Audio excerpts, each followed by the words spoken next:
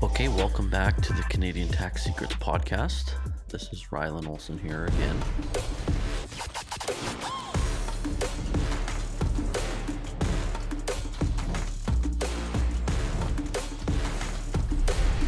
Today I might go a little off script because there's been some big changes in the insurance world that I'm sure you're aware of with Manulife disability. I'm just going to give my thoughts as we get a lot of people asking us questions about Manulife disability, what it means for the consumers, what it means for the industry. So I just wanted to give you a little insight on kind of where we're at, what we think is going on, and how we can really take advantage of it. I'm going to start by just reading the announcement from Manulife, and I'll give you, I guess, an insight of, as I read it, some of my thoughts, what we think is appropriate. So let me just read it for you. So this is Manulife's announcement. It says, at Manulife, our goal is to meet the evolving needs of our customers, advisors, and plan sponsors. We do this.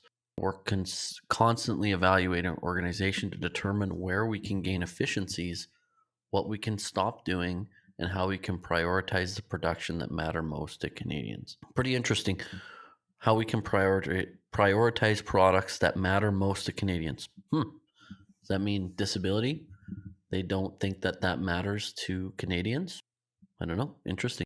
For those reasons, as of September 30th, we'll stop selling our 4 individual non-cancelable disability products: ProGuard, Venture, Expense Comp, and Buy Sell Plus. Why it's happening, they say. These decisions were made in response to the shrinking demand for non-cancelable disability products, which presents the opportunity to refocus our resources to ensure the rest of our product shelf is strong and competitive, while we continue to offer disability coverage through other channels, meaning group benefits and things like that. These decisions were made in response to the shrinking demand for these disability products. The sentence before, prioritizing the products that matter most to Canadians. Obviously, Manulife is feeling like disability is maybe not important. Maybe it's going away. Maybe people's appetite for it is a little less than it used to be. So let's go into my personal thoughts here, and I'll just go through step by step. First, I think this is going to have a huge effect on the market. Really, there's 3 main players, or was 3 main players in the disability non-cancelable policies: Canada Life, RBC, and Manulife. Manulife getting out, I believe Manulife had a pretty small market share as it was, but they also did have some favorable ratings. They viewed certain professions like dentists as a higher occupation class, where the other 2 didn't view them as such a high occupation class. So anyways, I think less competition is always bad for the market. Less evolution, less downward price push. I'm a golfer, so I'll use an example here. There's a brand in the golf world called PXG, and they were really known for their customization of clubs. And they never really were mass marketed. They were pretty niche. They only sold to individuals, very custom, high-end clubs. But just recently, they've started to take their technology and their application, and they've started to mass market it. So now they have these custom fit, custom made clubs based on these people that they're actually going to the masses and selling. So what do you think the other golf club manufacturer are doing? Well, Callaway, Titleist. Well, now they're having to evolve. They're having to make a custom made, custom fit, custom tailored club that they can mass produce, because before, when there was only a few of them, they could just put out their old club, put a new sticker on it, and say, yeah, it's the new version. There wasn't much evolution until PXG came along. Now, we're really seeing the opposite here with these Manulife getting out of disability.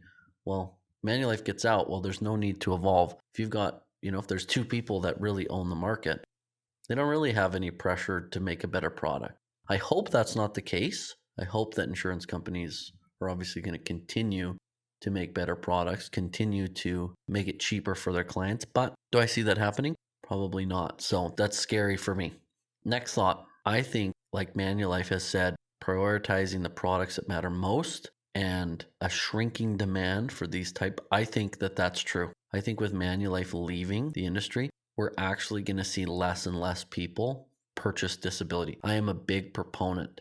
I really, really like disability insurance. I think that it's a great fit for certain people in certain places, and that people should severely consider getting disability insurance.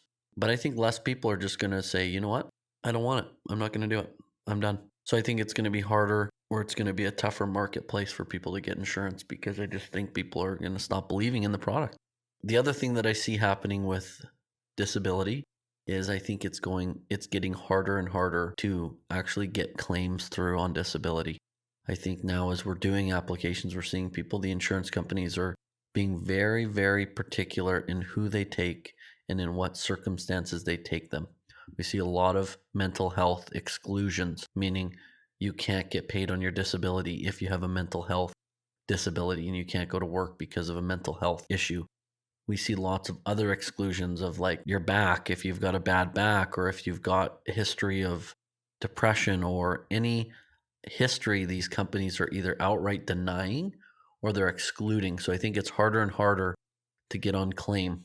Other carriers in the past, when you had three big players, well, you could find which ones were favorable. Well, maybe Manulife views mental health differently than RBC. So with a client with history, we could shop these three main carriers and say, well, there's a history, but this company views it differently than the other one, right? So I think now that we're losing a carrier, it's going to be tougher to get insurance. The market is changing. It's evolving. Things are getting difficult for people. And that really just comes to my last point as I wrap up.